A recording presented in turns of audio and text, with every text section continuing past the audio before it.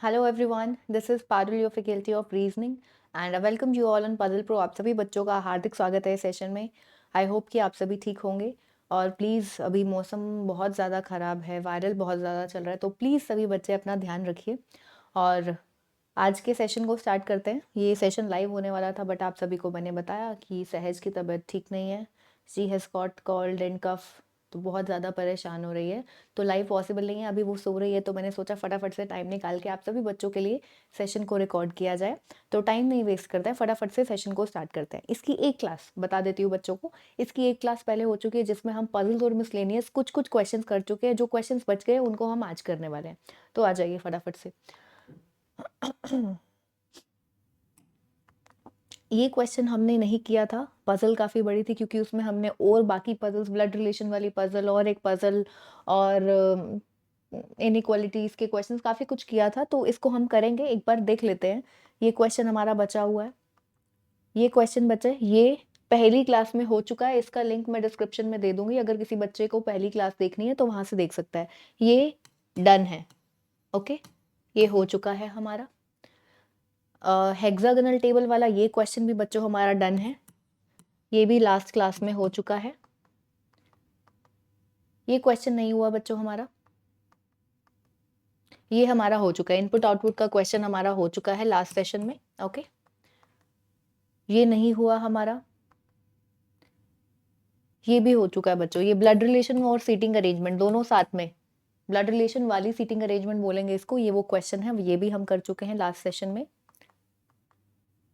ये नहीं हुआ बच्चों, ये भी नहीं हुआ।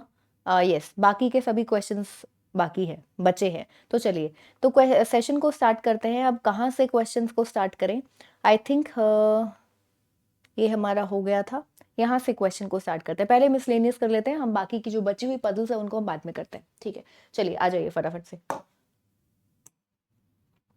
तो जरा देखिए यहाँ पर क्या कहता है। Empty corner rush drive safe is coded as in a certain code language following statements are coded as follows. अब कोडिंग डिकोडिंग अगर किसी ने बेसिक से पढ़ा, नहीं पढ़ा है तो प्लीज जाइए, आपको प्लेलिस्ट मेंशन है नीचे, मेंस की बेसिक से पढ़ाया गया है। दी बेस्ट तरीका, मतलब अगर आप उस तरीके से क्वेश्चन को नोट डाउन करते हो ना, आपका ऐसा हो ही नहीं सकता कि क्वेश्चन ना निकले, कभी भी नहीं हो सकता। चलो आ जाओ। अब जैसे कि मेरा एक तरीका है, एक पर्टिकुलर लाइन, कोई भी एक लाइन, ये 3 लाइन है आपके पास में, इनमें से कोई भी एक उठा लो, पूरी की पूरी को नोट कर लो। हमारे पास में एम्प्टी कॉर्नर। अब मैं चाहूं तो बच्चे इस क्वेश्चन को सॉल्व कर सकती हूँ, यहाँ पर करके दिखा दूँ ई का क्या है, एम का क्या है, इस तरीके से, बट हौच पौच हो जाएगा। पेपर में आपके पास में पेपर ही होता है, स्क्रीन नहीं होती है, स्क्रीन पे आप नहीं लिख सकते हैं, तो इसीलिए आपके तरीके से बता रही हूँ। Rush drive safe. अब हमको दिया गया, हमको नहीं पता कौन सा किसका है, मैं बस रैंडमली नीचे मेंशन कर रही हूँ। W% 11 H@13 W%6 V@13 and G$7 ये मेंशन है, ठीक है। चलो, तो मेरा तरीका क्या है? सबसे पहले टोटल नंबर ऑफ वर्ड्स में जो टोटल नंबर ऑफ आपके अल्फाबेट्स है उनको नोट कर लो। 1 2 3 4 5, कुछ भी यूज हो सकता है, हमको नहीं पता। 1 2 3 4 5 6, 1 2 3 4, 1 2 3 4 5, सेफ में 4, ठीक है। सभी के, अब यहाँ पर सबसे इंपॉर्टेंट चीज है, आपको टिप्स पर रटे होने चाहिए क्या, प्लेस वैल्यू सबकी, ठीक है। तो ए की 5, एम की 13, पी की 16, टी की 20, वाई की 25, सी की 3, ओ की 15, आर की 18, एन की 14, ई की 5 और आर की 18, 18, यू की 21, एस की 19, एच की 8, डी की 4, आर 18, आई का 9, वी का, मुझे याद है बच्चों बहुत अच्छे से, ये मैं कभी भूल नहीं सकती। किसी को समझना है बेसिक से तो बच्चे प्लेलिस्ट डिस्क्रिप्शन बॉक्स में मेंशन्ड है, मेंस बेसिक से, वहां पर। और कोडिंग डिकोडिंग का जो बेसिक से मैंने पढ़ाया, प्री का शायद नहीं है, मेंस का ही है, तो उसमें बहुत अच्छे से सिखाया गया है इनको याद करने का तरीका। तो वी का क्या होता है बच्चे, 22 होता है। ई के लिए हमारे पास में है 5, एस 19, ए 1, एफ 6, चलिए डन। अब एक और तरीका होता है इन सब का जो रिवर्स होता है, वो भी आपको फटाफट से याद होना चाहिए। देखो कुछ समझ में आ रहा है कहीं से नंबर का या कुछ? अभी नहीं समझ में आ रहा, नहीं पता चल रहा, तो ई का ऑपोजिट होता है वी, एम का ऑपोजिट क्या होता है बच्चों? एन, पी का के, टी का जी, वाई का बी, सी का क्रैक से याद किया हुआ एक्स, ओ का क्या होता है बच्चों? मैं खुद ही भूल गई, नहीं भूली नहीं हूँ, आ जाओ। कई बार ऐसा हो जाता है फटाफट से, तो आई का आर होता है, ई का वी होता है, एन का एम होता है, आर का आई होता है। अरे ऐसा क्या हो गया, ओ का मुझे याद क्यों नहीं आ रहा? कैसे याद किया हुआ था? रुक जाते, आ जाओ। इट हैज हैपेंड बिकॉज, क्योंकि बहुत लंबे गैप के बाद पढ़ा रही हूँ, मुझे नोट नहीं करना, मुझे जो याद है मैं एक बार वही नोट कर रही हूँ। आर का आई, एच का, आ जाओ भाई आ जाओ, फटाफट से फटाफट से। अगर आपको परेशानी हो रही हो, वैसे मुझे याद रहता है पर बहुत लंबे गैप के बाद में हो रहा है।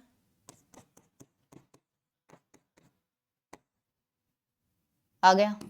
मैंने कैसे याद किया था? LOW, लो से याद किया हुआ था, बट अभी नहीं क्लिक किया। अब फटाफट से, नहीं होता है ना कई बार, इसीलिए मैं बोलती हूँ जो बिल्कुल बेसिक होता है ना वो नहीं भूलते, क्योंकि जो याद किया हुआ है शायद हम भूल सकते हैं। अब मैं 11 महीने के बाद पढ़ा रही हूँ, तो एकदम से नहीं क्लिक करा ओ का क्या था क्या था, अभी साथ में याद आ गया, ट्रिक भी याद आ गई कि कैसे याद किया हुआ था।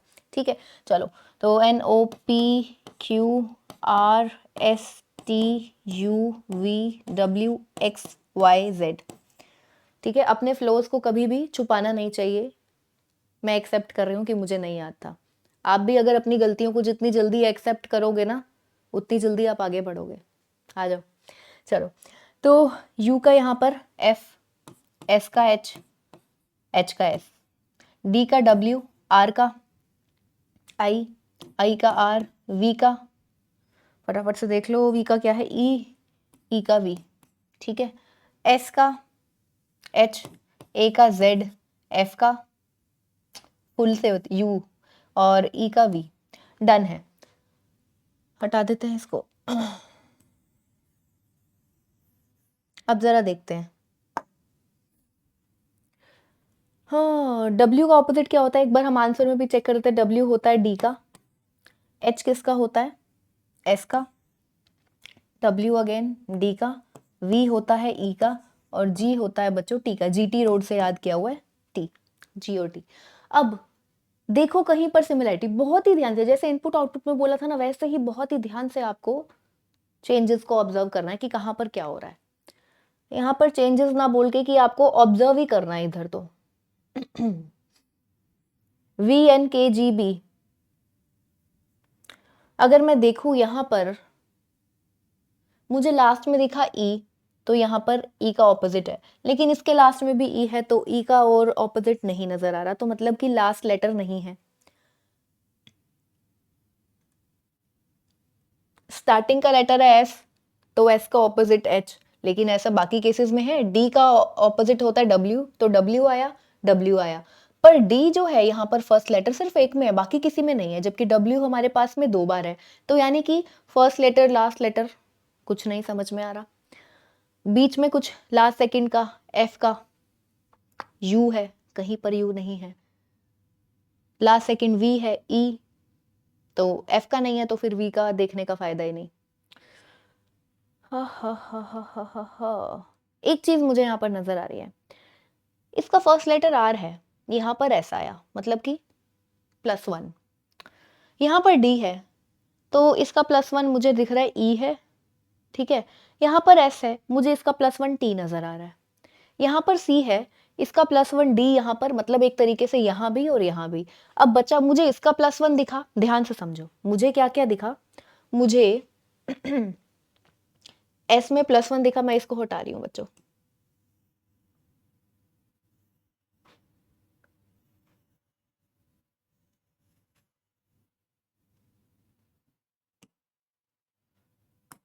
मुझे इसमें +1 नजर आया, मुझे इसमें +1 नजर आया, मुझे इसका +1 नजर आया, इसका भी नजर आया, लेकिन ई के लिए मुझे -1 नजर आया। डी से मुझे क्या नजर आया? ई नजर आया था कहीं पर, ये रहा। एस से मुझे टी नजर आया था, आर से मुझे एस नजर आया था, सी से मुझे डी, इनमें से कोई भी हो सकता है, डी नजर आया, और ई के केस में मुझे डी ही नजर आया -1 करके। तो क्या कैसे समझ पाए हम इसको?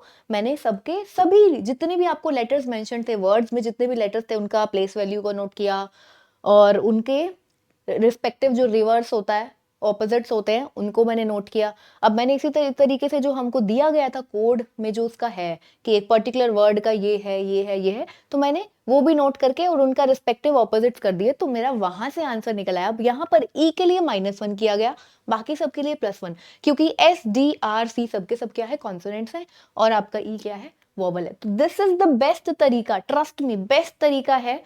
इनपुट आउटपुट के क्वेश्चंस हो, कोडिंग रिकॉर्डिंग के क्वेश्चंस हो, निकल जाते हैं। तो अब मुझे समझ में आ गया कि जो आपका लेटर आया है वो कैसे आया बच्चों। लेटर आया है आपका जो फर्स्ट लेटर है, फर्स्ट लेटर अगर तो है वॉवल तो उसकी -1 करके उसका ऑपोजिट, अगर वॉवल है तो। अगर है कॉन्सोनेंट तो वो जो पर्टिकुलर लेटर है उसमें +1 कर दो और उसका ऑपोजिट।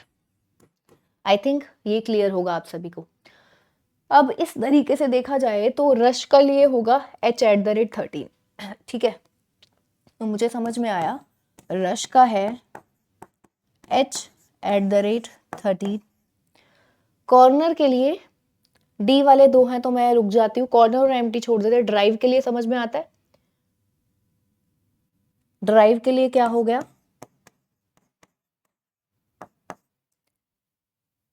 v@13। दोनों में 13 आया, नंबर देख लेते हैं। अब दोनों में @ एक बार सिंबल के लिए रुक जाते हैं और नंबर चेक करें। सेफ के लिए भी देख ही लेते हैं, सेफ के लिए है ये 7, सेफ के लिए है 7, तो ये छोटा नंबर है। अगर मैं देखूं तो 1 + 6 मुझे नजर आ गया 7, सेफ के लिए बच्चों ये है $7। तो ए और एफ मतलब कि बीच के दो, लेकिन सब में बीच में दो नहीं है, तो हम कह सकते हैं कि सेकंड लास्ट और स्टार्टिंग से सेकंड और सेकंड लास्ट को ऐड किया तो आया मेरा 7। अगर मैं ड्राइव की बात करूं तो ये हुआ और ये हुआ, आर और वी, मैंने सब कुछ यहाँ देखो इजी हो जाता है। यहाँ पर मैंने नोट किया था ना, आर का 18 है, वी का 22। अब 18 और 22 को अगर मैं इस तरीके से ऐड करूं तो 13 तो नहीं आने वाला। अगर मैं सबके डिजिट्स को ध्यान से समझने डिजिट्स को ऐड करूं अलग अलग, यानी कि 1 + 8 + 2 + 2 कितना हो गया, 8 और 1 9 और 2 11 और 2 13, बन गया ना।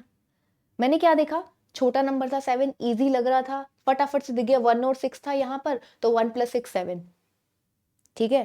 तो मैंने वहां पर ड्राइव पर भी यही लगा के देखा। बाय चांस की बात है कि इसमें टोटल नंबर ऑफ जो लेटर्स थे 4 थे, तो बीच के 2 उठाए। अब सब में तो ऐसे सब नहीं उठा सकते थे, तो मैंने एक बार क्या हो सकता है यहाँ से ना भी निकलता, तो फिर मैं क्या करती, बीच के सभी को कंसिडर करती। समझ रहे हो?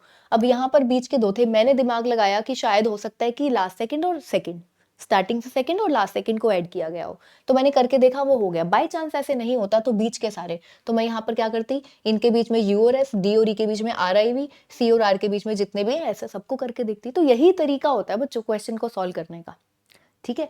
आई होप आप सभी समझ गए होंगे। फिर से चलो, अब हमको एम्प्टी का पता चल गया, फिर एम्प्टी के लिए क्या होगा, एम और टी 13 एंड 20, 1 + 3 4 एंड 2 6, तो यानी कि 6 वाला है W%6। एम्प्टी के लिए क्या आया बच्चों, W%6 आया। नंबर का लॉजिक हमको यहां पर समझ में आ गया है।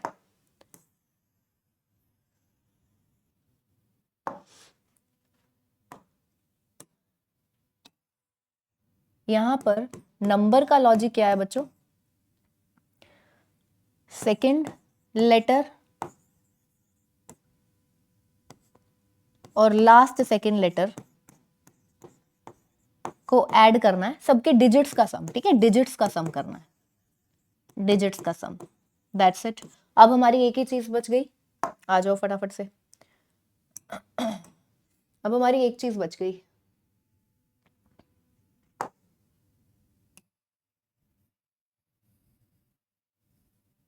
ये भी हटा देते हैं।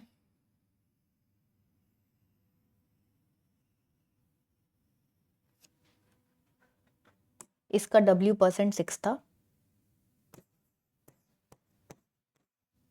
ठीक है, और इसका W% 11। अब एक चीज देखो, इसमें परसेंट लगा, इसमें भी परसेंट लगा, तो कुछ तो होगा एम्प्टी और कॉर्नर में जो कि क्या है, सेम है। एम्प्टी और कॉर्नर में कुछ तो सिमिलैरिटी होगी। और भी इसी तरीके से चेक करें, एट द रेट और एट द रेट, ये एच एट द रेट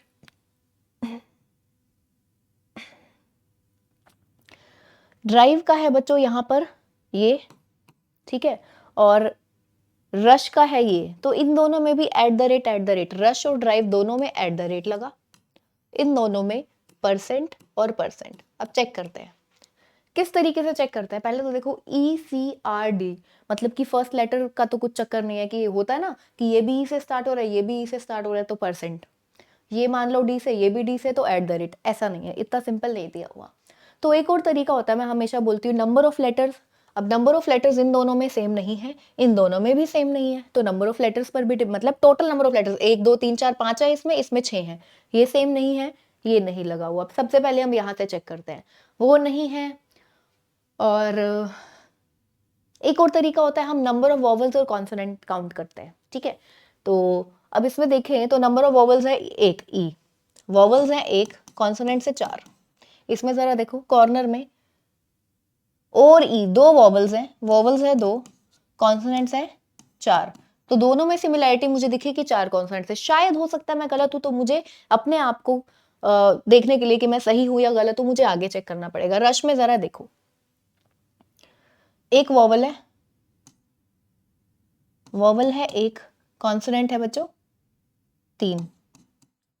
इसमें देखो ड्राइव में आई और ई, वॉवल्स है 2, कॉन्सोनेंट्स है बच्चों 3, यानी कि 3 कॉन्सोनेंट्स के लिए एट द रेट यूज किया गया है। इसको हम यहाँ यूज कर लिख रहे हैं। सिंबल कैसे आया, एट द रेट सिंबल आया है जब हमारे पास में नंबर ऑफ कॉन्सोनेंट्स थे 3, परसेंट सिंबल आया है जब हमारे पास में नंबर ऑफ कॉन्सोनेंट्स कितने थे 4, और अब आपका बच क्या गया डॉलर्स का। तो डॉलर्स के केस में देखो एस और एफ 2 कॉन्सोनेंट्स है बच्चों, तो यानी कि जब 2 कॉन्सोनेंट्स होंगे तब हमारा सिंबल कौन सा यूज होगा बच्चों, डॉलर्स। क्वेश्चन यहाँ पर खत्म। अब वो आपसे कुछ भी पूछे आप इजीली आंसर कर सकते हैं। क्वेश्चंस मैं नहीं कराने वाली हूँ, रिकॉर्डेड सेशन है, आप लोग इजीली कर सकते हो बच्चे। तो टाइम थोड़ा सा हमारे पास भी कम है, समझ रहे हो ना आप सभी। This is done. इसी तरीके से ओवर का बताना है, बता सकते हो बच्चों फटाफट से, ठीक है।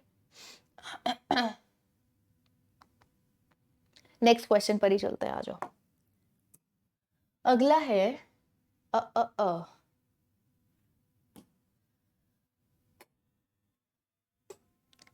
ब्लड रिलेशन का क्वेश्चन है, कोडेड ब्लड रिलेशन का क्वेश्चन है, फटाफट से आ जाओ। हमारे पास में सब कुछ मेंशन्ड है, ए बी बी बी बाद में, और स्टार्टिंग में ए बी बी बी, तो यानी कि किसी को उल्टा करने का जरूरत नहीं है, बिल्कुल सिंपल है। कहता है in which of the following combination W is sister in law of X, W को एक्स की सिस्टर इन लॉ बनाना है, तो यानी कि हमको रिलेशनशिप चाहिए है डब्ल्यू का एक्स के साथ में। तो यानी कि अब ये जो आपको 3 स्टेटमेंट्स दी गई है कोडेड, तो डब्ल्यू और एक्स दोनों का होना कंपल्सन है। डब्ल्यू है एक्स है, चेक करेंगे, डब्ल्यू है एक्स है, ठीक है, डब्ल्यू है एक्स नहीं है, तो थर्ड वाले को तो देखने की जरूरत ही नहीं है, थर्ड वाला तो होगा नहीं हमारा आंसर, ठीक है। ये ऑप्शन कैंसिल हो गया, ये ऑप्शन कैंसिल हो गया, ओनली 1 and 2। अब सिस्टर इन लॉ है तो डब्ल्यू होनी चाहिए क्या आपकी बच्चों, फीमेल आनी चाहिए, तो डब्ल्यू परसेंट, परसेंट का मतलब सिस्टर ऑफ बी, तो W is sister of R, तो आया यहां से हमारे पास में, ठीक है। हमारे पास में नन का ऑप्शन है तो ठीक है, तो चेक तो करना पड़ेगा, एक बार रुक जाते हैं। एंड का मतलब है A is son of B, W is son of H आ रहा है यहाँ से, तो ये तो पक्का ही गलत हो गया। W is son of H, हमको डब्ल्यू फीमेल चाहिए, मेल नहीं चाहिए, तो इसलिए हम सिर्फ और सिर्फ फर्स्ट को चेक करेंगे। This is how you should solve the question. आपने बाकी की 2 कैंसिल कर दी, सॉल्व ही नहीं किया। अब जो न्यू कमर बच्चा होएगा वो कहेगा कि कोडेड फॉर्मेट में आसान तो होता है, सबको बस सॉल्व करते जाओ, time is very important, time को सेव करना है, तो इस तरीके से आपको टाइम बचाना है अपना। अब आ जाओ फटाफट से चेक कर लेते हैं फटाफट से। W percent R, R at the rate T, at the rate मतलब father, R is father of T, ये लीजिए, टी हैश टी, हैश मतलब कि brother, T is brother of C ये लो, सी एंड एक्स, एंड का मतलब है सन, तो C is son of X. तो अब एक्स को क्या क्या चाहिए था, W sister in law of X, बिल्कुल सही है, ओनली फर्स्ट सी ऑप्शन। आगे बढ़ते हैं, अगला आ गया, कहता है what comes in place of blank space such that G must be the daughter in law of F. G को हमें एफ की डॉटर इन लॉ बनाना है, ठीक है, एफ की डॉटर इन लॉ बनाना है जी को, ठीक है, ऐसा होना चाहिए। अब हमको क्या मेंशन है, F at the rate C at the rate मतलब father, F is father of C, ठीक है। सी और आर के बीच में हमको नहीं पता क्या लेना देना है, ढूंढना है। R at the rate U mentioned है, एट द रेट का मतलब, अब तुम कहोगे मैम आपने आर को ऐसे क्यों बना दिया, मुझे नहीं पता, मैंने सिंपल लिखा है, मुझे नहीं पता सी और आर के बीच में क्या रिलेशनशिप है, हो सकता है कि नीचे वाली जनरेशन में भी आ जाए, मैंने सिंपल नोट किया, मुझे नहीं पता सी और आर के बीच में क्या रिलेशन है। आर एट द रेट मतलब father, R is father of U, R at the rate U. अब यू और जी के बीच में भी कुछ लेना देना होना चाहिए। अब हमको चाहिए जी डॉटर इन लॉ एफ की, तो यानी कि कंफर्म होना चाहिए कि जी तो आपका यहाँ होना चाहिए, ऊपर होना चाहिए, ठीक है, सेकेंड वाली जनरेशन में। अब ये पॉसिबल कैसे है बच्चों, अब मुझे समझ में आ रहा है कि ये कैसे होगा, जी को फादर बनाना पड़ेगा, क्योंकि तभी एफ का बेटा बनाएंगे आर को, और इसको डॉटर इन लॉ तभी बन पाएगी। तो जी को, आर पॉजिटिव था नेगेटिव था, एक मिनट, ऐसा कुछ मेंशन था कि आर एट द रेट था, फादर था, ठीक है। तो यू को क्या बनाया, अब यू एट द रेट है ना, यू आगे क्या है देखते हैं, एट द रेट है father, you is father of, नहीं, सन है, ये रहा, एंड आएगा बच्चों, यहाँ पर इधर एंड आएगा, तो यू को सन बना दिया, यू को सन बना दिया, देखो एंड तुमको दिख रहा है, एक तो इसमें, एक नन ऑफ दीज भी ऑप्शन है, तो चलो परसेंट वाला देख लो, परसेंट का मतलब है सिस्टर, तो C is sister of are, बिल्कुल सही हो गया, ठीक है, सी इज सिस्टर ऑफ आर। अब आर की शादी हुई जी के साथ, तो एफ की डॉटर इन लॉ ही तो हुई जी, क्वेश्चन खत्म, सिंपल था, है ना। चलो आगे कहता है, ध्यान से देखेंगे सभी, if the first and fourth letter and second and third letter of the word get interchange, कहता है फर्स्ट और फोर्थ को इंटरचेंज कर दो, सेकेंड और थर्ड को इंटरचेंज कर दो आपस में, and then all the words are arranged in English alphabetical order from right to left. कहता है फिर इसके बाद क्या करना है, सभी वर्ड्स को, ये जो भी एक्सचेंज करने के बाद, इंटरचेंज करने के बाद में जो आपका पूरा का पूरा वर्ड बनेगा, ठीक है, सबके सब वर्ड्स आपके बन जाएंगे इंग्लिश अल्फाबेटिकल ऑर्डर के हिसाब से। आपको राइट टू लेफ्ट मतलब इस तरीके से, राइट टू लेफ्ट आपको क्या करना है, अरेंज करना है, और फिर बताना है विच of the following word is third from the right and, right and से तीसरा क्या होगा ये बताना है। अब अगर अल्फा न्यूमेरिक सीरीज, बहुत मतलब ऐसे क्वेश्चन मेंस में आते हैं, मुझे ताज्जुब होता है, आते हैं यहाँ पर, एसबीआई क्लर्क मेंस में आते हैं, आईबीपीएस क्लर्क मेंस में भी आते हैं। अब जो बच्चा इसको सीधा सीधा जो जो बोला है वैसा करता जाएगा, क्वेश्चन तो डेफिनेटली तुम सॉल्व करोगे, लेकिन टाइम नहीं बचा पाओगे। अब दिमाग लगाओ यहाँ पर, अंदर वाले को चेंज करने की जरूरत है, क्योंकि क्वेश्चन पूछा क्या गया, क्वेश्चन में पूछा है कि फाइनली जो भी इंटरचेंजिंग बोली है ना, इंटरचेंजिंग के बाद में आपके पास में इस तरीके से कितने, 1 2 3 4 5 5 वर्ड्स बनेंगे। अब वो जो 5 वर्ड्स बनेंगे ना, आपको अल्फाबेटिकली उनको राइट से लेफ्ट तक अरेंज करना है। मान लो कि अब एग्जाम्पल के लिए यहाँ पर बी, यहाँ पर सी, मैं बीच का चेंज ही नहीं कर रही, क्योंकि मुझे तो इसकी जरूरत है ना, ये जो फर्स्ट है, फर्स्ट लेटर से पता चलेगा कि कौन पहले आएगा कौन बाद में आएगा, समझ रहे हो। इंग्लिश अल्फाबेटिकल सीरीज ऑर्डर क्या होता है, पहले आपका ए आएगा, फिर बी आएगा, फिर सी आएगा, फिर डी आएगा, तो आपको चाहिए सिर्फ ये पहला पहला, तो देखो यहाँ पर आपका एल आएगा, यहाँ पर आपका के आएगा, ठीक है। अब आपको क्या करना है, इसको राइट टू लेफ्ट करना है, राइट टू लेफ्ट बनाना है ना इसको, तो सबसे पहले तो हमको पता है बी वाला आएगा, फिर ई वाला, ई वाला, अब ई वाले 2 हो गए, ठीक है। तो अब हमको चाहिए कि अब कौन सा, अब इसमें सिर्फ इसमें हम नोट कर लेते हैं इसको, इसमें आर यू आएगा और इस वाले में ये आएगा। अब ई के बाद में आर को पहले कंसिडर करोगे, एम को करोगे, या है ना, पहले ई के बाद में एम वाला आएगा, यानी कि यहाँ पर सम आएगा, फिर आएगा प्योर, तो यानी कि आपका आंसर क्या होगा, प्योर होगा बच्चों। ये ई ऑप्शन जो मेंशन है ना, PURE, ई ऑप्शन में दिया गया है pure, pure is the right answer. Right hand से आपको अरेंज करना था इंग्लिश अल्फाबेटिकल ऑर्डर के हिसाब से, तो पहले आया बी वाला, फिर आया ई वाला, और फिर आया ई वाला। सबको चेंज करने की जरूरत नहीं थी, BARC जरूरत नहीं थी, मतलब ऐसे ही कर सकते थे, पेन उठाने की जरूरत नहीं थी इस क्वेश्चन में, पर समझा मैंने तुमको अच्छे तरीके से दिया, अब तुम्हारे दिमाग में घुस गया होगा कि अगर इस तरीके का क्वेश्चन आता है तो थोड़ा सा एक आध सेकंड रुक के सोचो कि क्वेश्चन में पूछा क्या है, क्या जरूरत है जो उसने पूरी इतनी सारी लाइन स्टेटमेंट्स यूज की है, लैंग्वेज यूज की है कि उसको वैसा वैसा नोट करने की नहीं थी जरूरत, इसमें क्वेश्चन ऐसे ही हो गया। आगे बढ़ता है, टाइम नहीं लगाते। If all the letters of the word are changed to their succeeding letter in the English alphabetical series, how many words will have at least one vowel? कहता है कि जितने भी लेटर्स है ना इन वर्ड्स में, सबको सक्सीडिंग नेक्स्ट मतलब कि +1 कर दो, और बताओ कितने ऐसे वर्ड्स हैं जिनमें कम से कम एक वॉवल तो होगा। अब हमको ये नहीं ढूंढना, मान लो कोई वर्ड ऐसा है जिसमें एक से ज्यादा वॉवल्स बन रहे हैं, ढूंढना ही नहीं, कहीं एक सिंगल वॉवल भी मिल गया तो मतलब कि वो वर्ड तुम्हारा टिक हो जाएगा, आंसर में आएगा कि वो वर्ड तो आएगा आएगा विद वन वोवल एटलीस्ट। ठीक है, तो अब यहाँ पर देखें, मुझे नहीं दिख रहा कोई भी, यहाँ पर बी आ जाएगा, यहाँ पर सी, मतलब दिमाग में करना है, इधर सी इधर बी, नहीं आएगा वोवल इसमें आएगा वोवल, डी की जगह पर ई आ जाएगा। ठीक है, इसमें भी नहीं आएगा, इसमें भी नहीं आएगा, पी एन नहीं आएगा, सिर्फ एक में, तो हमारा 1 is the right answer. Simple, मतलब इतना आसान यार। आगे आ जाओ, कहता है all the letters of the following words are arranged in alphabetical order from left hand. कहता है लेफ्ट हैंड से आपको दिए गए हैं ये, ठीक है, ये दिए गए हैं। कहता है इन सभी लेटर्स को हम, ये जो वर्ड्स दिए गए हैं इनके सभी लेटर्स को अरेंज करना है alphabetical order from left to right, यानी कि इस तरीके से लेफ्ट टू राइट।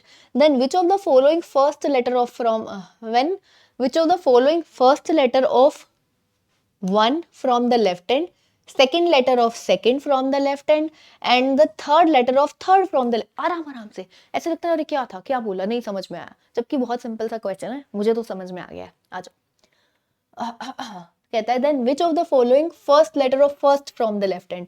फर्स्ट मतलब कि ये जो दिया गया है इसका राइट हैंड ये है, लेफ्ट हैंड ये, लेफ्ट हैंड से फर्स्ट जो है वो सेकंड फ्रॉम द सेकंड, ये जो सेकंड गिवन है सेकंड फ्रॉम द सेकंड और लेफ्ट हैंड, और third from the left hand are remains unchanged. कितने अनचेंज रहते हैं अपनी ओरिजिनल पोजीशन से, यानी कि फर्स्ट पर आई है तो आई रहे, सेकंड पर जे है तो जे रहे, बाकी सब बेशक चेंज हो जाए, थर्ड में ई है तो ई रहे। अब तुमको करना चेंज क्या करना था, उसने क्या बोला था, इस तरीके से right to left to right हमको अल्फाबेटिकल ऑर्डर में लेके आना था। तो इसमें सबसे पहले बच्चों आई तो नहीं आएगा, ई आएगा, तो आगे पूरा पूरा ढूंढने पूरा करने की जरूरत ही नहीं है, पहले ही गलत हो गया। ठीक है, नेक्स्ट में जरा देखो, सेकंड तक जाएंगे हम लोग सी आएगा, सी के बाद में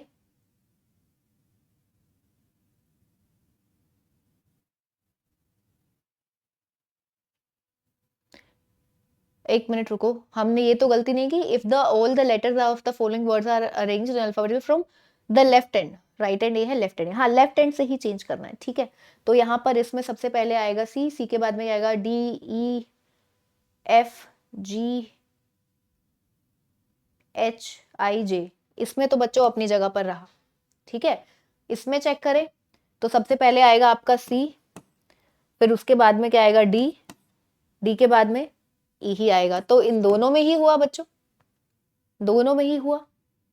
ठीक है, तो वो बोथ सेकंड एंड थर्ड आपका यहाँ पर आंसर आ गया। आई होप सभी को क्लियर होगा।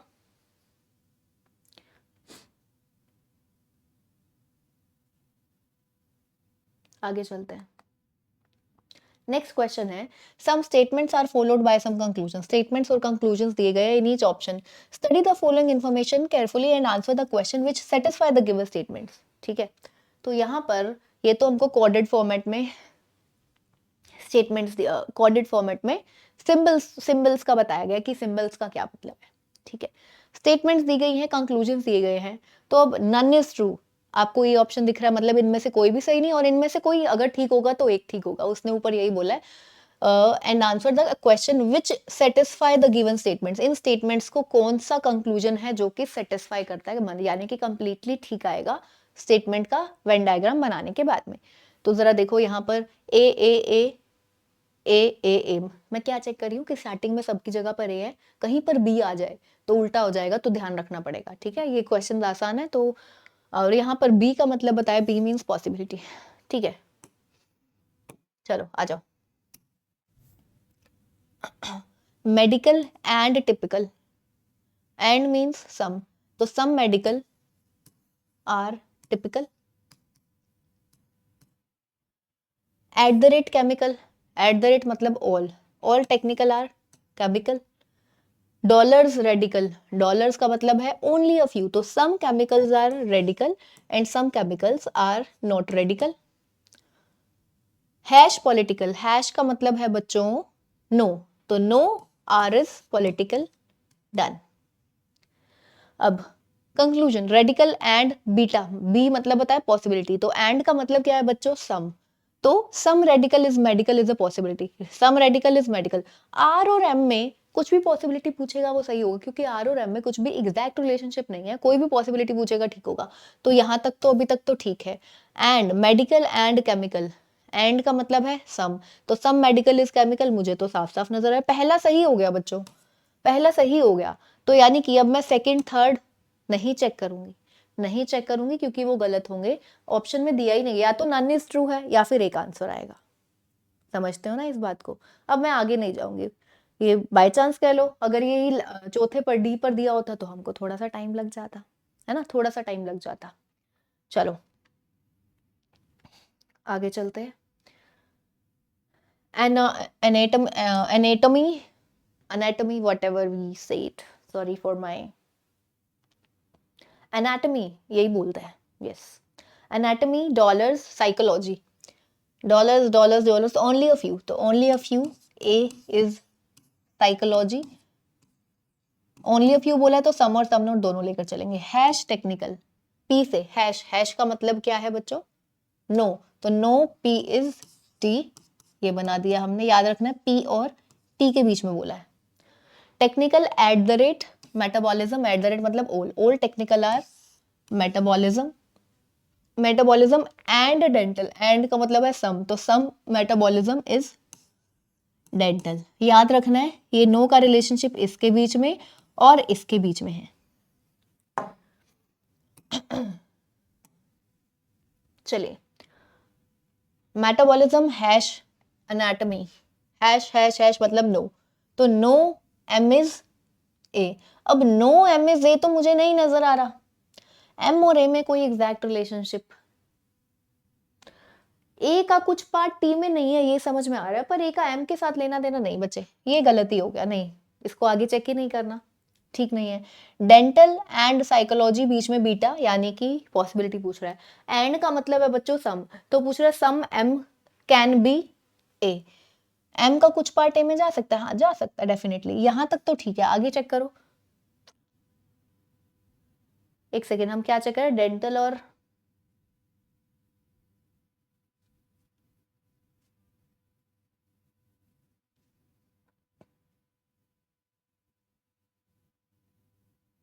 क्या पढ़ रहे थे हम लोग,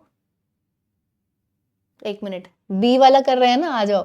डेंटल एंड साइकोलॉजी, डी यहां पर है, साइकोलॉजी यहां पर है, तो सम में पॉसिबिलिटी पूछी है, some dental can be psychology, sorry dental और साइकोलॉजी, हाँ बच्चे पॉसिबिलिटी तो बिल्कुल सही है। साइकोलॉजी हैश मेटाबॉलिज्म, हैश का मतलब है नो, तो no P sorry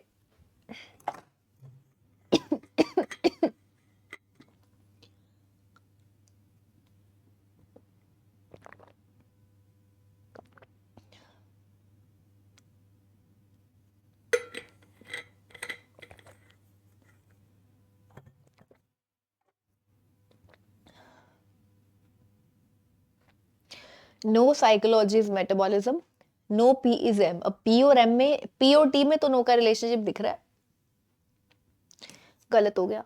anatomy some A are not B, तो some A is not T, some A is not T मुझे दिख रहा है, ए का ये पार्ट टी से दूर है, क्योंकि पूरा पी पूरे टी से दूर है, तो इतना तो अभी तक ठीक है। आगे टेक्निकल एंड डेंटल में मतलब some technical can be dental, T और डी में सम की पॉसिबिलिटी हो सकती है बच्चों, यहाँ पर सी आंसर है हमारा, आगे नहीं जाऊंगी मैं, ठीक है। अगला अगला क्वेश्चन आप सभी देख लीजिए, ये क्वेश्चन आपका होमवर्क है, होमवर्क मतलब कि अभी आगे और कर आने वाली हूँ सिलॉग्स के केस में ये क्वेश्चन आप सभी के लिए होमवर्क दे रही हूँ, कमेंट सेक्शन में आपको इसका आंसर देना है, ठीक है, दे दीजिएगा। आगे बढ़ते हैं।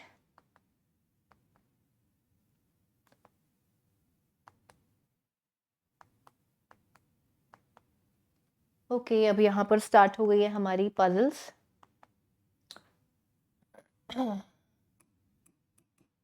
सब क्वेश्चंस हो गए, एक बार चेक कर लेते हैं स्टार्टिंग से। यस यस यस,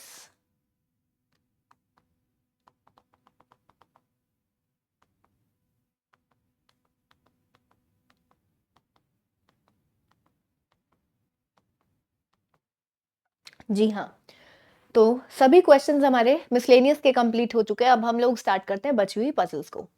तो सबसे पहले पजल हमको दिख रही है यहाँ पर, ये अब जितनी बची है बच्चों करनी है, तो अब मैं नहीं दिख रही कौन सी पहले आसान लग रही है, ठीक है। कहते हैं 7 टैक्सी ड्राइवर्स हैं हमारे पास में, 7 टैक्सी ड्राइवर्स नाम दिए गए हैं सबके। इन सब ने पेड देयर जीएसटी टैक्स, इन सब ने जीएसटी टैक्स भरा है ऑन 7 डिफरेंट मंथ्स, अलग अलग मंथ्स में, Feb, April, May, June, July, August and October, ठीक है, 2021 में। 2021 यानी कि लीप ईयर नहीं, तो फरवरी के मंथ में डेज हमको समझ में आ गए कितने, 28 है। इन सभी ने डिफरेंट अमाउंट्स पे की हैं, रेंजिंग फ्रॉम 350 टू 1000, 350 से 1000 के बीच में इन्होंने अलग अलग अमाउंट एज जीएसटी पे किया है। नोट दिया गया आगे, the amount paid bye those who paid the GST in the month which has even number of days is a multiple of 3। ध्यान से समझो, कहता है अमाउंट के बारे में बता रहा है, कहता है जिन्होंने अपना जीएसटी एक ऐसे महीने में भरा है जिसमें नंबर ऑफ डेज इवन है, वो कितना अमाउंट है, मल्टीपल ऑफ 3 है, बट नॉट मल्टीपल ऑफ 5। ध्यान से सुनो, हमारे पास में महीने हैं फैब, अप्रैल, मई, जून, फैब, अप्रैल, मई, जून, जुलाई और क्या है, अगस्त एंड अक्टूबर।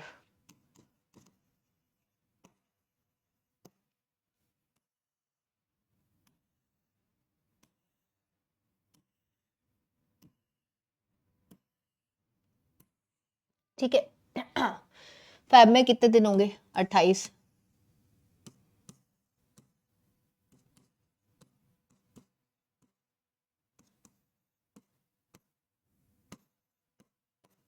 ठीक है, नंबर ऑफ डेज हमने नोट कर लिए, आई थिंक कि किसी को कोई प्रॉब्लम नहीं होगी यहाँ पर।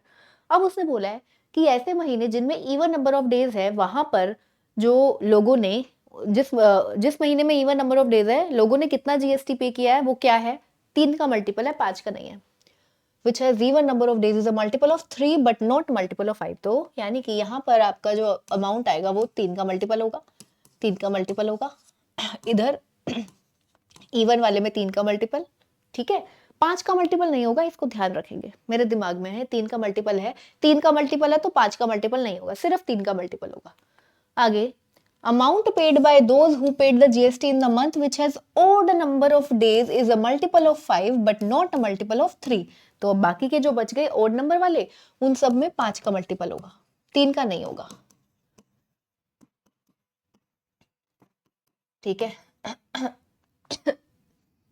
कहते हैं only 1 person paid the GST between L and the one who paid 500। L और 500 के बीच में एक पर्सन आएगा, मैं यहाँ पर नोट कर लेती हूँ कंडीशंस को, और इस बार कोशिश करूंगी बच्चों कि बिल्कुल भी गलती ना हो, एक ही जगह पर सारी, मैं कंडीशंस को ऐसा कर देती हूँ, इतनी क्लोज प्रॉक्सिमिटी में स्क्रीन है, नहीं नजर आता, या फिर मैं ऐसे बीच में जाके पढ़ा हूँ। हाँ, कोशिश करेंगे आज कुछ मिस्टेक ना हो। मतलब कोई कंडीशन हमसे छुप ना जाए। Okay, L paid the GST 3 person before M. L ने जीएसटी पे किया है 3 person before M, 3 person before M. बच्चे हिंदी में भी क्वेश्चन है, नेक्स्ट स्लाइड पर दिखा दूंगी मैं आपको, सॉरी भूल गई थी। एल ने जीएसटी पे किया 3 पर्सन बिफोर एम, तो एल ने पे किया 3 पर्सन बिफोर एम, यानी कि एम से पहले और 3 लोग पहले, यानी कि बीच में 2 का गैप लूंगी। अब इतना बारीकी से मैं नहीं बताऊंगी कि 2 का गैप क्यों लिया। Number of person paid the GST before M, M से पहले जितने लोगों ने भरा वो कितने हैं, 1 less than the number of person paid GST after N, N के बाद में अगर एक्स लोगों ने पे किया है,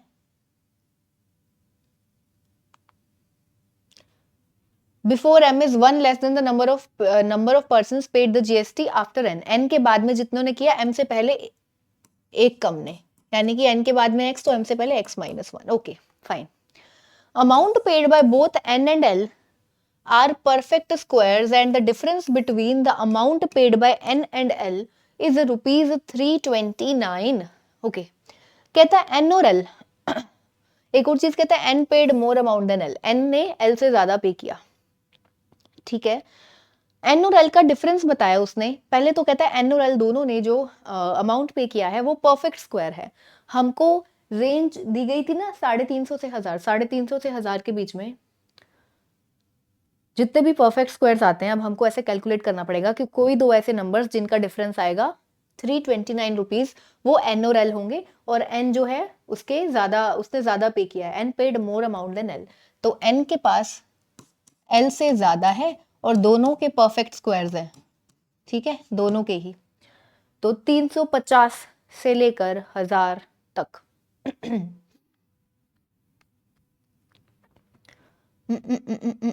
अब एक तरीका है 15, 16, 17, 18, 19, 19 से स्टार्ट हो जाएगा ना, तो 19 का स्क्वायर होता है 20 का,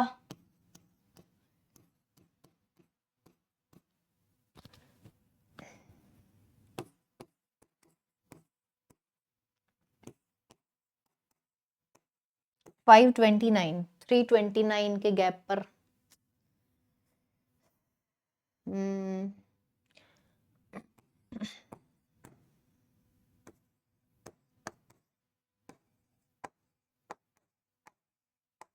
है ना।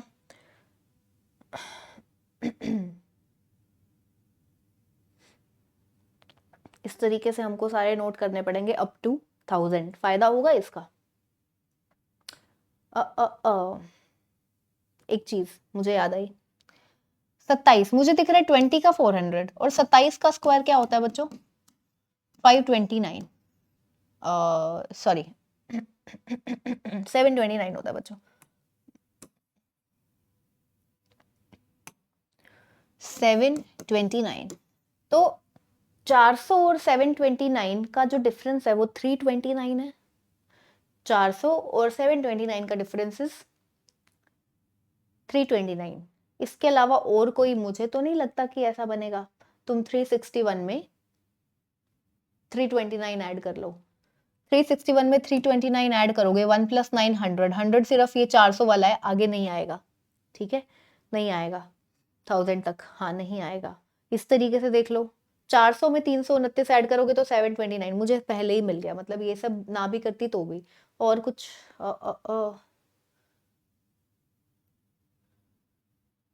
नहीं बनेगा। 26 का स्क्वायर लोगे वो 676 होगा। कोई बच्चा कहे मैडम आपने वो नहीं नोट किया, लो भैया नहीं बनेगा।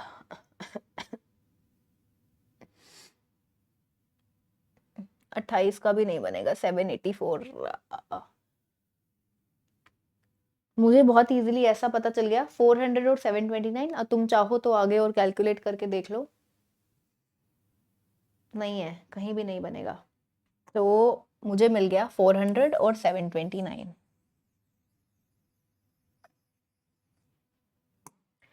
तो n के पास में ज्यादा है, तो n के पास में 729 है और l के पास में 400 है, ये चीज पता चल गई। इसको हटा देते हैं, आई थिंक किसी को डाउट नहीं होगा यहाँ तक। आगे बढ़ते हैं।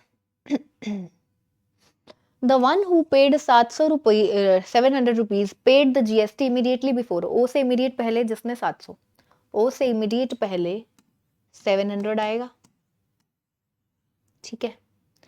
और only 1% paid GST between O and R, O और आर के बीच में एक गैप है बच्चों, ओ और आर के बीच में एक का गैप आएगा, ठीक है। as many persons paid GST between Q and R as between P and the one who paid 650 rupees. Okay, Q और R के बीच में जो भी गैप आएगा, जितना भी आएगा, जितने लोगों ने पे किया Q और R के बीच में, उतने ही लोगों ने पे किया P और 650. हाँ, P and 650.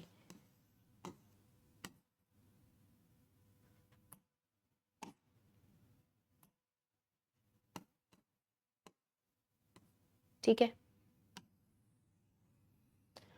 और some of amounts paid by P and Q is 1440 rupees. एक मिनट, P और Q का जो सम है दैट इज 1440. और and difference between the amounts paid by P and Q is 432. अब डिफरेंस है 432. अब बातें आती है, हमको नहीं पता P बड़ा है कि Q बड़ा है. चलो कोई बात नहीं. कहता है M paid more GST than P. M ने P से ज्यादा पे किया है. M ने P से ज्यादा पे किया. चलो पूरा क्वेश्चन नोट डाउन कर लिया, अब इसको सॉल्व करते हैं. चलिए, अब बात आती है कि स्टार्ट कहाँ से करें क्वेश्चन को. एक ही जगह पर मुझे लग नहीं रहा, ज्यादा होच पोच कुछ हुआ भी नहीं, अच्छे से नोट किया है. L और 500 में एक का गैप, L और M. ठीक है. N और L की वैल्यूज भी हमको पता है कि किसके पास कितना है, किसने कितना पे किया है. M और N.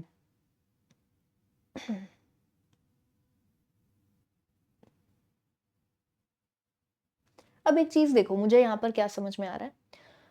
N के पास में 729 है which is a multiple of 3. तो N मेरा यहाँ आ सकता है, यहाँ आ सकता है और यहाँ, और कहीं आ नहीं सकता. ठीक है. N मेरा सिर्फ यहाँ यहाँ यहाँ ही आ सकता है. तो इसको थोड़ा सा बड़ा कर दे इन केस हमारे पास में केसेस बन रहे हैं अभी. N हमारा आया यहाँ पर, N हमारा आया यहाँ पर, और N आया हमारा यहाँ पर. ठीक है. N के नीचे X तो M के ऊपर X माइनस 1. ठीक है. अब N के नीचे यहाँ पर कितने हैं, 6 हैं, तो M के ऊपर 5 हो जाएंगे. M यहाँ पर आ जाएगा इस पर्टिकुलर केस में. N यहाँ पर है तो M हमारा यहाँ पर आ जाएगा. देखो N के नीचे कितने हो गए, 1 2 3 4 5, तो M के ऊपर 4. ठीक है. इसी तरीके से अब N के नीचे है 3, तो M के ऊपर 2. ये लीजिए. अब M 2 छोड़कर L, M 2 छोड़कर L यहाँ आया, M 2 छोड़कर ये वाला गलत हो गया. M 2 छोड़कर, अरे वाह क्या बात है. अरे ये तो बहुत ही प्यारा सा क्वेश्चन निकला. मतलब अभी तक तो बड़ा ही सही सा लग रहा है. चलो, अब N के पास में है 729. ये लीजिए. और किसी का पता है? नहीं पता. ओके. और क्या बना सकते हैं. L के पास में है 400. L के पास में है 400. डन. L और 500 के बीच में बच्चों कितना है, 1 का गैप. तो L 1 छोड़कर 500 नहीं आ सकता, 500 आ गया हमारा यहाँ पर, जो कि बिल्कुल सही है, 5 का मल्टीपल.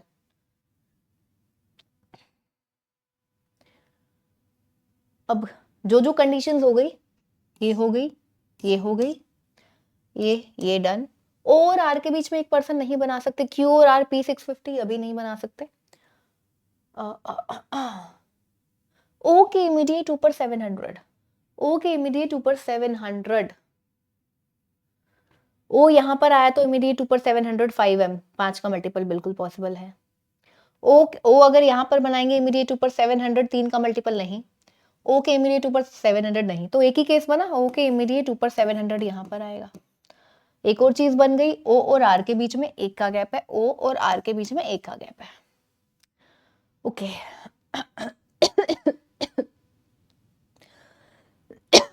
मुझे दिख रहा है सिर्फ 2 ही पर्सन्स के नाम बचे हैं यहाँ पर. 2 पर्सन्स हैं. कौन कौन से हैं? R हो गया. हाँ, Q और P बचते हैं.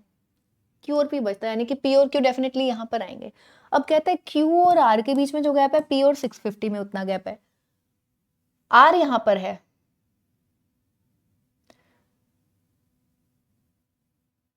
R और Q में गैप 1 2. अगर Q को मैं यहाँ बनाती हूँ तो P मेरा यहाँ पर आएगा. P और 650 में 1 2, 650 में 650 5 का मल्टीपल, यही बनेगा बच्चों, और कुछ बन सकता है? एक कोई ये कहे कि R और Q को मैंने एडजेसेंट नहीं बनाया, Q को वही बनाया, अगर एडजेसेंट बनाती तो P और 650 को एडजेसेंट, P यहाँ पर बनता तो 650 तो एडजेसेंट आ नहीं सकता, यहाँ 729 है, यहाँ 400 है, एक ही केस बनेगा जो बन चुका है यहाँ पर। This condition is also done. Okay, अब बचता है P और Q का वैल्यू।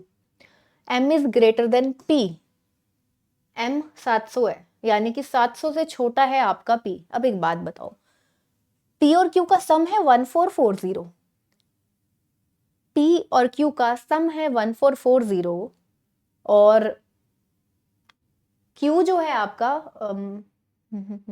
M P से बड़ा है, M की वैल्यू है 700, M की वैल्यू 700, तो P जो है ना आपका 700 से छोटा है, P इज लेस देन 700, इसका मतलब Q जो है बड़ा होगा। तो ऑब्वियस सी बात है, P और Q को अगर हम आधा आधा लगभग देखें तो 700 700 है ना, 1440 है, तो लगभग अब एक वैल्यू 700 से कम है तो वो छोटा ही होगा, बाकी दूसरा बड़ा होगा, तो P छोटा है, Q बड़ा है। तो यहां से मुझे क्या समझ में आ गया, यहां से मुझे इतना समझ में आ गया कि Q माइनस का सॉरी Q माइनस का P बड़ा है ना, हाँ, P सॉरी सॉरी सॉरी क्या कर रहे हैं हम लोग, P 700 से कम है तो P छोटा है, P छोटा है।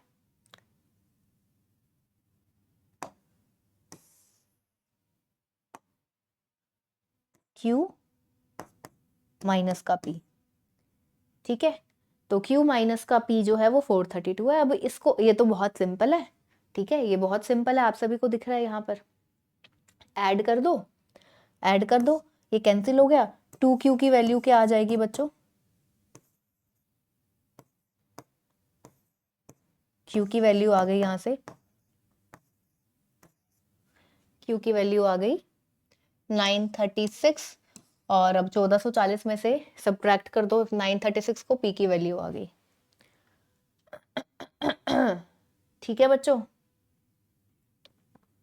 बोलो कोई डाउट, कर ही लेते हैं।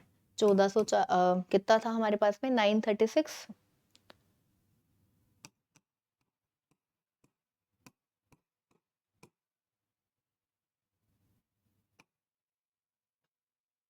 ठीक है, 504 504, क्वेश्चन खत्म हो चुका है। अब कोई भी क्वेश्चन पूछे हो जाएगा, आई थिंक आप सबको क्लियर होगा बच्चों। यही तरीका होता है देखो क्वेश्चन को सॉल्व करने का, अच्छे से नोट डाउन करो, कभी कभी दिमाग खराब हो जाता है, ठीक है, हर रोज नहीं होना चाहिए।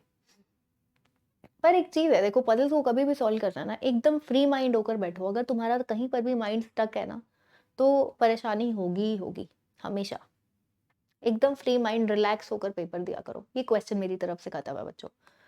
अब और क्या बचता है, ये भी हो चुका था, ये पिछली क्लास में हो चुका है, ये हो चुका है। एक ये है 9 पर्सन्स वर्किंग इन 3 डिफरेंट, आ जाओ पानी पी लो बच्चों थोड़ा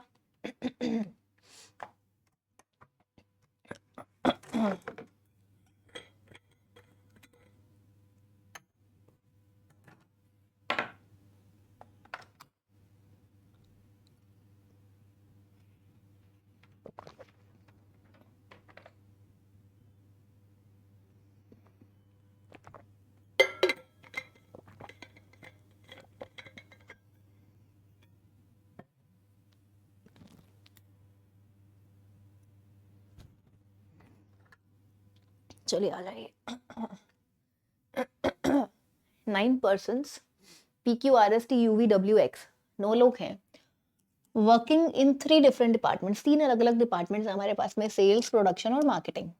each person works on 2 different designation, her person अलग अलग डेजिग्नेशन पर काम करता है। डेजिग्नेशन दिया general manager, GM and manager. Category based puzzle हम पढ़ते थे, कुछ कुछ वैसा ही है। 9 लोग, 3 डिपार्टमेंट, सेल्स, प्रोडक्शन, मार्केटिंग, और ये जो 9 लोग हैं अलग अलग डेजिग्नेशंस पर है, कोई जनरल मैनेजर होगा, कोई मैनेजर होगा।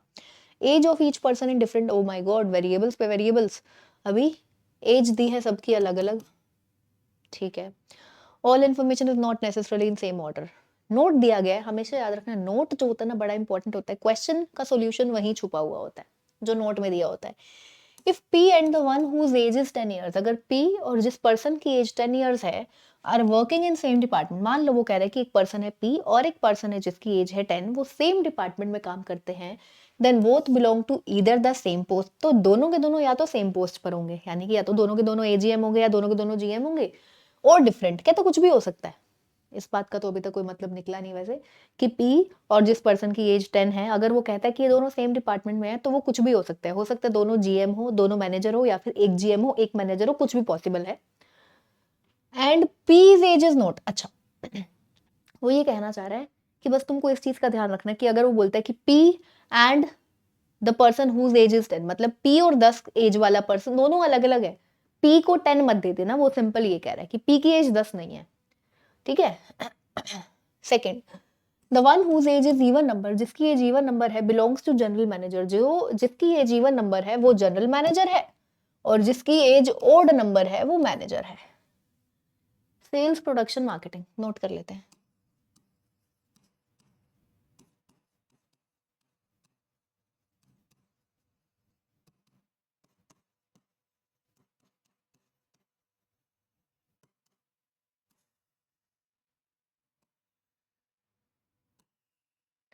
ठीक है, पोस्ट है हमारे पास में जनरल मैनेजर और मैनेजर। और उसने क्या बोला था, जनरल मैनेजर जो है जिसकी एज इवन नंबर है वो जनरल मैनेजर है, तो यहां पर आएगा इवन, यहां पर आ जाएगा आपका ओड, यानी कि जनरल मैनेजर के नीचे जो भी पर्सन आएंगे उनकी एज होगी इवन, मैनेजर वाले की ऑड, जितने भी लोग मैनेजर होंगे। At least 2 and at most 3 persons are working in the same department of any designation. कहते किसी भी डेजिग्नेशन की अगर हम बात करें ना, तो एटलीस्ट दो, कम से कम 2 लोग तो होंगे ही, किसी भी डेजिग्नेशन पर 2 लोग होंगे कम से कम, और ज्यादा से ज्यादा 3 लोग होंगे। इन the same department of any designation, किसी भी डिपार्टमेंट की किसी भी डेजिग्नेशन की बात करें तो कम से कम 2, ज्यादा से ज्यादा 3, ठीक है। पूरे डिपार्टमेंट की बात नहीं कर रहा, किसी भी एनी डिपार्टमेंट के एनी डेजिग्नेशन की बात कर रहा है, तो ध्यान रखना। एक दिया है, no person works as general manager in marketing department, marketing department में कोई भी जनरल मैनेजर नहीं है, मार्केटिंग डिपार्टमेंट में कोई भी जनरल मैनेजर नहीं है, काटा काटा काटा, वाओ। कहता है and manager in production,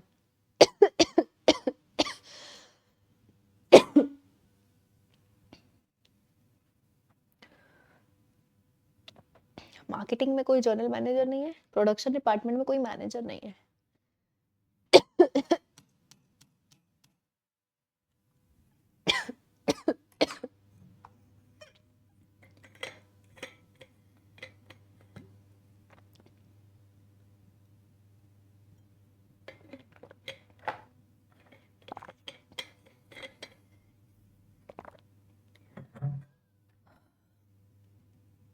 okay,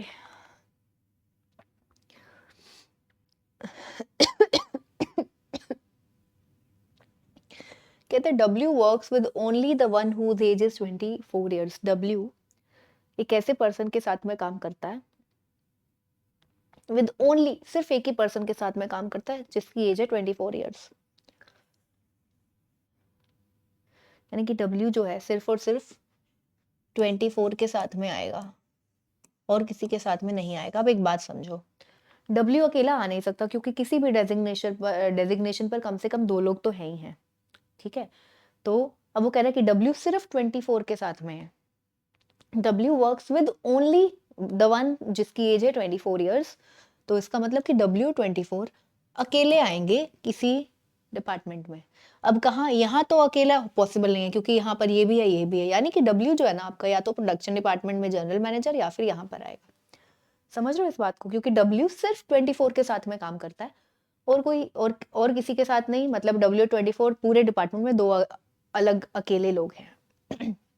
या तो मार्केटिंग में आएंगे यहाँ पर मैनेजर की पोस्ट पर दोनों, या फिर प्रोडक्शन डिपार्टमेंट में जनरल मैनेजर की पोस्ट पर। सेल्स में नहीं आ सकते क्योंकि ये अकेले दोनों है, सेल्स में जनरल मैनेजर भी होगा मैनेजर भी होगा। चलो, we whose age is not 24 years but works in the same department as the one whose age is 36 years, we की एज 24 मना कर दी गई है, पर ये सेम डिपार्टमेंट में काम करता है जिसमें 36 ईयर्स वाला पर्सन है। पहली चीज, वी की एज 24 नहीं है, दूसरी चीज वी किसके साथ में काम करता है? 36 ईयर्स वाले एज के साथ में।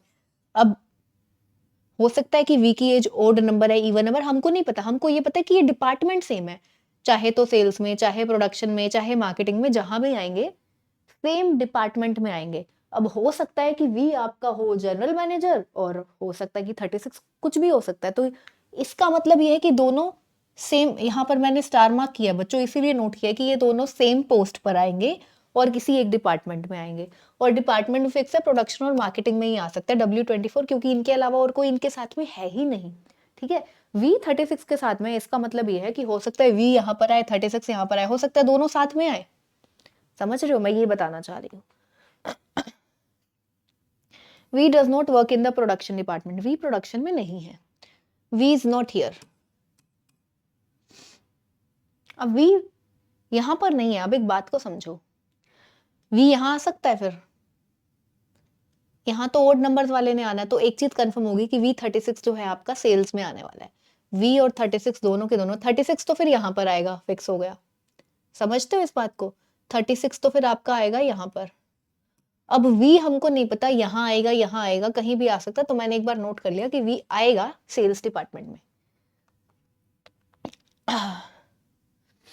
Q neither works in sales nor production. Q ना तो सेल्स में ना प्रोडक्शन में है, ना सेल्स में ना प्रोडक्शन में। तो Q तो आपका आ गया मार्केटिंग में, और मार्केटिंग में एक ही जगह बची है, एक ही पोस्ट है, मैनेजर की पोस्ट पर आएगा। हाँ। Q's age is 14 years more than the age of V। Q की एज V से 14 साल बड़ी है। Q की एज V से 14 साल बड़ी है। मैं ना एक बार सभी एजेस को नोट कर रही हूँ यहाँ पर। 21, 24, 27, 31, 21, 24, 27, 31, 32, 35, 36, 40,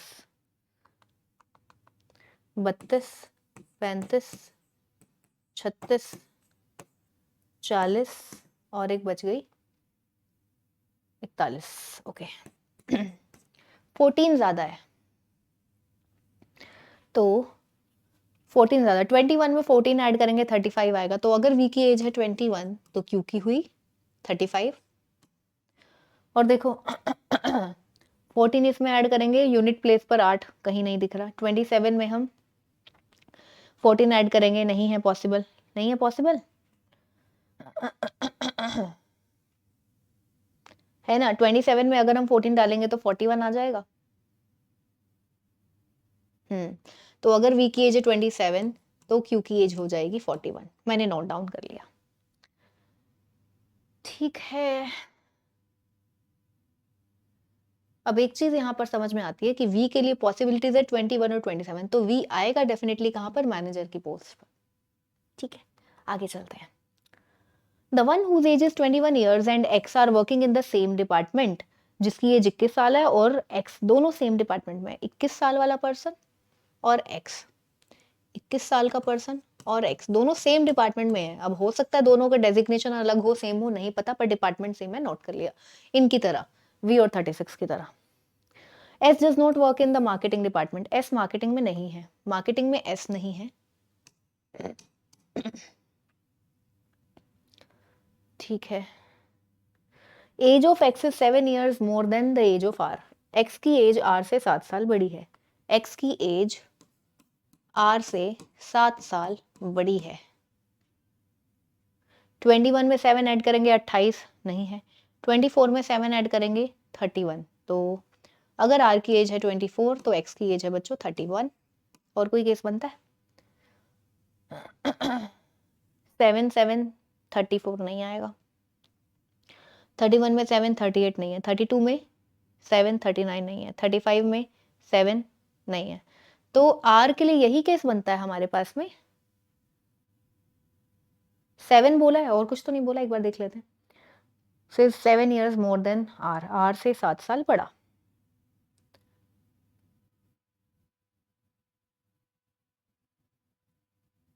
ठीक है, यही बन रहा बच्चों, डन है। तो R की एज का फिक्स हो गया, R 24 है, X 31 है। एक और चीज, W और 24 ने एक ही जगह पर आना था, है ना। W24 ने, एक बात है, W24 ने जब आना ही एक, हाँ हम इसको पहले, बिल्कुल पहले बना सकते थे, पता नहीं मैंने क्यों नहीं बनाया, क्यों नहीं ध्यान दिया। W24 को तो आना ही यहाँ पर है बच्चों, समझते हो इस बात को, क्यों मैं यहाँ पर बना रही हूँ, क्योंकि ये एक ऐसे डिपार्टमेंट में है जिसमें और कोई नहीं है इनके अलावा, तो या तो इसमें आते या इसमें आते। अब W24 जब 24 इवन नंबर वाला है और दोनों के दोनों सेम पोस्ट पर ही आ सकते हैं, क्योंकि किसी भी एक पोस्ट पर कम से कम 2 लोग हैं ही, तो W24 हम पहले ही बना देते। ठीक है, ये हो गया। अब 24 एज दी गई है आर को, और एक्स के पास में है 31। एक्स जो है 31 साल का, इसको मैं यहाँ नोट कर रही हूँ। एक्स की एज हो गई 31 years.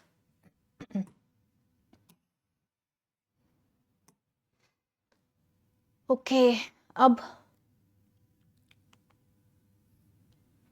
P whose age is 32 years and the one whose age is 21 years are working in same department. P की एज है 32 साल और एक पर्सन है जिसकी एज है 21, तो P 32 और 21 दोनों सेम डिपार्टमेंट में। P की एज 32 कह रहा है और एक पर्सन है 21 ईयर्स वाला, 21 ईयर्स वाला, ये दोनों सेम डिपार्टमेंट में आएंगे। कहाँ आ सकते हैं, यहाँ तो आ नहीं सकते, आएंगे तो यहीं। तो P की एज 32, यानी कि एक 36 वाला है, एक P हो गया 32 वाला, और एक इसके साथ में है जिसकी एज है 21, तो एक 21 ईयर्स वाला पर्सन हो गया यहाँ पर। ठीक है, V ने बच्चों यहाँ पर आना था, V की एज का कुछ पता चला था? V की एज 21 या 27 है। ओके चलो, अब V को 21 दे, और 27 वाला पर्सन अभी एक बार ढूंढ लेते हैं, 27 वाला पता नहीं कहाँ है, देख लेते हैं, चलो कोई बात नहीं।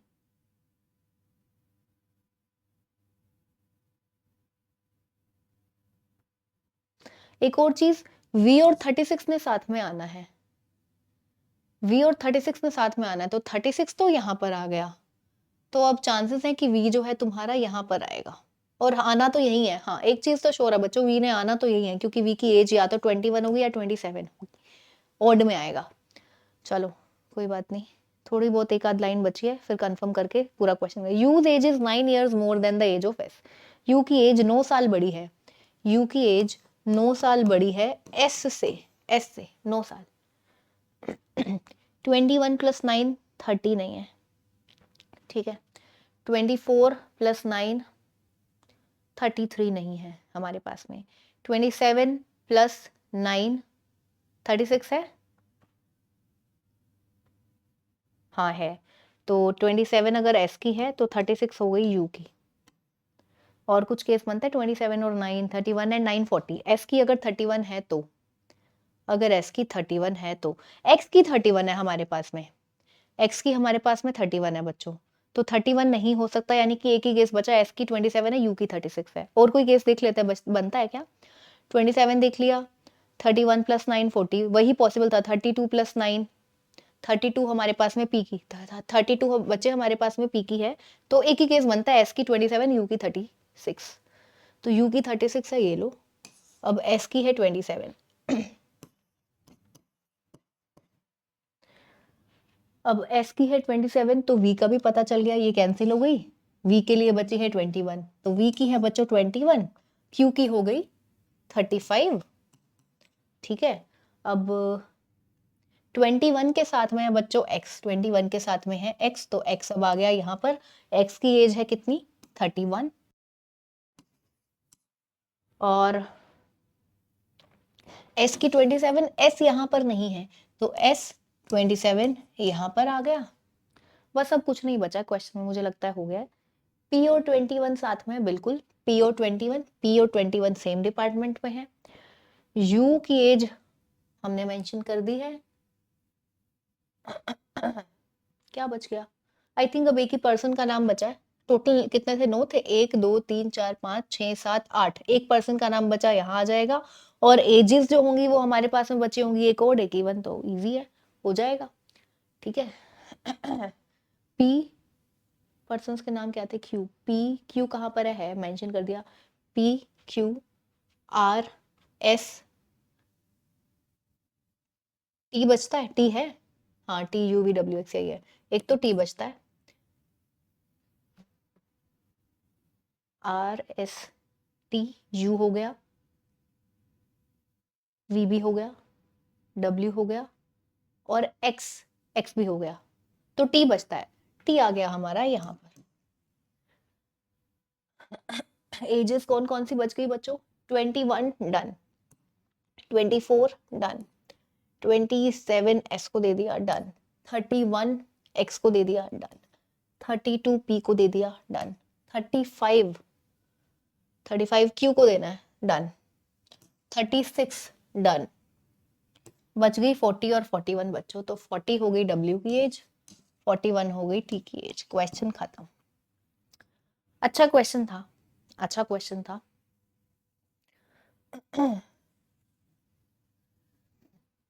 बताइए, समझ में आ गया? आई थिंक सभी को आ गया होगा।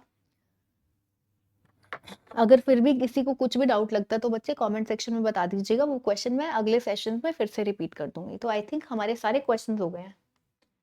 इसके बाद में ये हो गया था, ये हमने ये भी हमने लास्ट सेशन में कर लिया था बच्चों, डिस्टेंस डायरेक्शन वाला। ये भी हमारा हो गया था, लास्ट सेशन में हुआ था। ये भी हो गया हमारा, आज ही किया है ये हमने, ये भी आज किया है। जी हाँ, सारे क्वेश्चन हो गए। क्रिटिकल रीजनिंग रह गया। अच्छा, एक और पजल बची है। टाइम बच्चों टाइम बहुत हो गया। ये क्वेश्चन मैं आप सभी बच्चों को पीडीएफ शेयर करने वाली हूँ, ठीक है? पीडीएफ शेयर करूंगी आप सभी के साथ में।